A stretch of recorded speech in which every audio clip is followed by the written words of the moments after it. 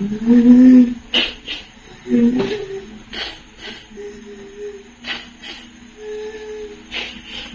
ba't may iyak ka? Eh, hindi ako nakapasa sa exam eh. Hindi ka nakapasa? Bobo ka talaga eh, no? Sabi ka naman po yung salita. Ala, yung talagang ganun, bobo ka. Wala tayong magagawa. Pakasakit mo yung salita, babe. Yung pagkabobo, may halo ng katangahan eh. Hindi ka nakapasa eh. Ala, talagang ganun. Grabe siya. Bobo ka. Hindi naman.